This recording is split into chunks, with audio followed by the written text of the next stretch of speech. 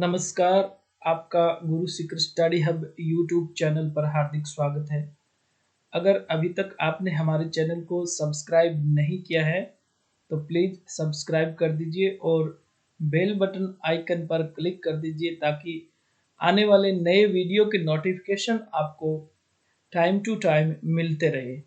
तो बच्चों, पिछले वीडियो में हमने कंप्यूटर की पीढ़ियों के बारे में पढ़ा था। आज का एक छोटा सा वीडियो आपके लिए लेके आया हूँ। उसके अंदर मैं बता रहा हूँ कंप्यूटर आर्किटेक्चर, कंप्यूटर की संरचना। भाई कंप्यूटर की संरचना किस प्रकार की होती है। तो सबसे पहले तो आप ये पिक्चर ध्यानपूर्वक देख लीजिए। कंप्यूटर का जो आर्किटेक्चर है वो इस तरीके से बनता है। यहाँ से डाटा इनपुट होता है। डाटा इनपुट कीबोर्ड माउस के जरिए इनपुट होता है और वो फिर प्राइमरी मेमोरी, सेकेंडरी मेमोरी जो मेमोरी यूनिट होती है, और एक होती है प्रोसेसिंग यूनिट जिसे कंट्रोल यूनिट और अर्थमेटिक लॉजिक यूनिट होती है। यहाँ से डाटा प्रोसेस होता है और प्रोसेस होने के बाद आउटपुट के रूप में आउटपुट यूनिट जो होती है, जैसे अपने पास मॉनिटर है, प्रिंटर है, तो उसके ओर जाता है और फिर वो एक सूचना कहलाता है। अब यहाँ पे दो शब्द आते हैं, डाटा और इंफॉर्मेशन। डाटा वह सूचना होती है जो प्रोसेस नहीं की हुई होती है, और जब कोई डाटा प्रोसेस हो जाता है और वो काम लेने लायक बन जाता है तो वो क्या कहलाता है? सूचना कहलाता है। तो चलिए फिर अब इस पार्ट को विस्तृत रूप से समझ लेते हैं। कंप्यूटर की संरचना को चार भागों में बांटा गया है। पहला होता है इनपुट इकाई, दूसरा होता है आउटपुट इकाई, तीसरा होता है मेमोरी यूनिट भी कह सकते हो आप, इकाई भी कह सकते हो, और प्रोसेसिंग यूनिट। अब इन चारों के बारे में थोड़ा बहुत जान लेते हैं। देखिए, इनपुट इकाई जो होती है, इसमें क्या होता है कि सभी उपकरण इसमें आ जाते हैं जो कंप्यूटर को डेटा इनपुट निर्देश देने का कार्य करते हैं। यानी जो कमांड देते हैं ना, वो इकाई या डिवाइस जिसको बोलते हैं, वो क्या होती है? इनपुट डिवाइस होती है। अब इनपुट इकाई के महत्वपूर्ण जो यूनिट के जो कार्य होते हैं वो क्या होते हैं? एक तो यूजर द्वारा दिए गए निर्देशों को इनपुट करना, यानी जैसा हम इसको आदेश देते हैं ये वैसा ही इनपुट करता है। दूसरा, इनपुट डेटा को उस रूप में बदलना जिसे सिस्टम समझ सके, यानी ये मशीनी भाषा में कन्वर्ट करके आगे भेज देते हैं। फिर होता है इसका कार्य सीपीयू के पास प्रोसेसिंग के लिए डेटा भेजना। अब जो इनपुट इकाइयां जो डिवाइस होते हैं ना, इनका ये कार्य होता है कि डेटा को प्रोसेसिंग के लिए सीपीयू को भेज देती है। अब मुख्य अगर इनपुट डिवाइस देखें तो keyboard, mouse, scanner, light pen, तो ये है इनपुट इकाई का कार्य। अब अगला आता है आउटपुट यूनिट या आउटपुट इकाई। आउटपुट यूनिट का कार्य होता है सूचना को स्थायी या अस्थायी रूप में प्रदर्शित करने का होता है। यानी आउटपुट का मतलब क्या हो गया कि हमारे सामने सूचना आ गई, जैसे अभी स्क्रीन पे आ रही है ना, तो वो एक आउटपुट हो गया, तो वो एक स्थायी आउटपुट हो गया। अस्थायी भी बोल सकते हैं, लेकिन अगर प्रिंटर से निकाल लिया तो वो क्या हो जाता है? स्थायी हो जाता है। तभी बोलते हैं ना, hard copy output, soft copy output. तो वो अब आउटपुट यूनिट या आउटपुट इकाई में हम देखें कि कौन सी डिवाइस आती है, तो वो मॉनिटर, प्रिंटर, स्पीकर, ये डिवाइस आती है। चलिए फिर अगला अगला जो पार्ट था वो थर्ड नंबर, वो था मेमोरी इकाई यानी मेमोरी यूनिट।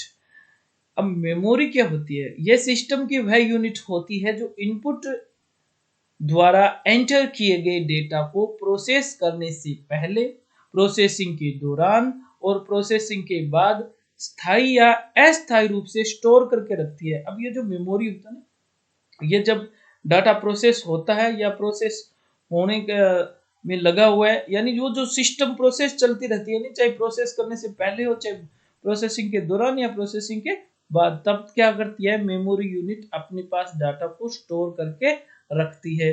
अब मेमोरी जो यूनिट जो होती है वो दो प्रकार की होती है। पहली होती है प्राइमरी मेमोरी और दूसरी होती है सेकेंडरी मेमोरी। चलिए फिर इन दोनों मेमोरी के बारे में थोड़ा थोड़ा नॉलेज ले लेते हैं। Primary memory. अब प्राइमरी मेमोरी यह वह इकाई होती है जो निर्देशों को प्रोसेसिंग के दौरान व बाद में अस्थायी रूप से स्टोर करके रखती है। प्राइमरी मेमोरी को मुख्य मेमोरी भी कहते हैं, ध्यान रखना, कई बार प्रश्न आ जाता है। मुख्य मेमोरी कौन सी होती है? प्राइमरी मेमोरी ही होती है, जो कि सीपीयू से सीधी कनेक्टेड होती है। और यह ध्यान रखना बच्चों, प्राइमरी मेमोरी जो होती है वो परिवर्तनशील, जिसको क्या बोलते हैं, वोलेटाइल होती है। और इसका अगर एग्जाम्पल देखें तो रैम और रोम जो होती है वो प्राइमरी मेमोरी के अंतर्गत आती है। अब चलिए सेकेंडरी मेमोरी का देख लेते हैं। सेकेंडरी मेमोरी वह यूनिट या वह इकाई होती है जो प्रोग्राम व सूचना को स्थायी रूप से स्टोर करके रखती है।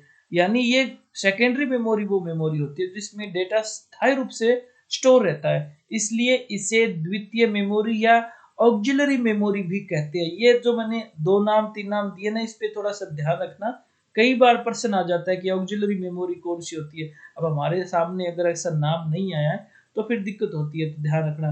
तो सेकेंडरी मेमोरी, द्वितीय मेमोरी या अपरिवर्तनशील नॉन वोलेटाइल मेमोरी भी इसको हम कह सकते हैं।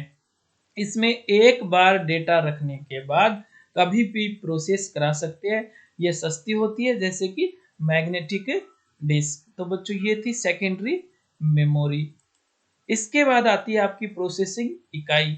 देखो, कंप्यूटर सिस्टम के सभी कार्य प्रोसेसिंग यूनिट के द्वारा ही किए जाते हैं, जैसे कि गणितीय व तार्किक कार्य। अब कंप्यूटर की अन्य यूनिट को नियंत्रण करने का कार्य भी यही यूनिट करती है।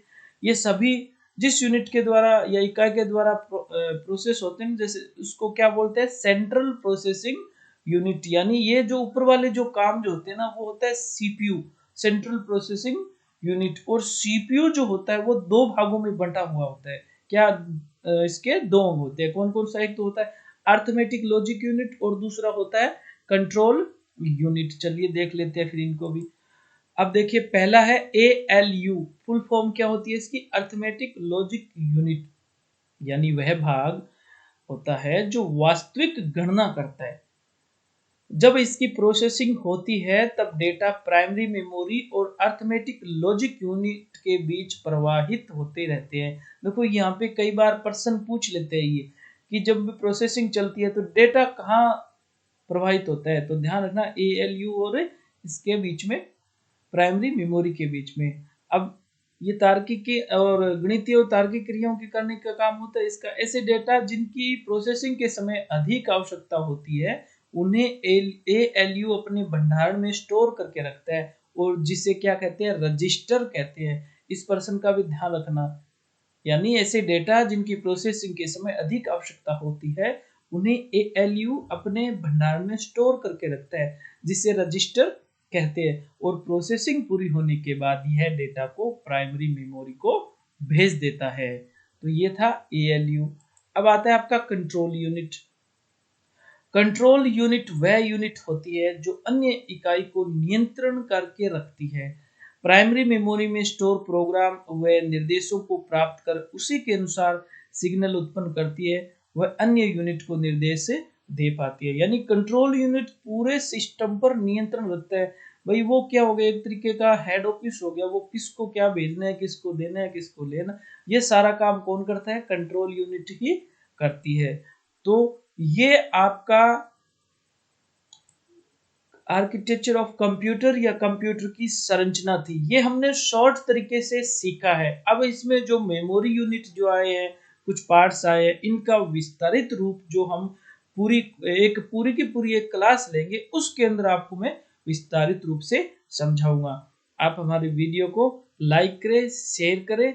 अगर आपको अच्छा लगता है तो दोस्तों को भी जरूर बताएं और हमारे चैनल को सब्सक्राइब जरूर करें। किसी भी प्रकार की कोई भी समस्या हो आपके तो मुझे कमेंट बॉक्स में जरूर बताएं। Thank you.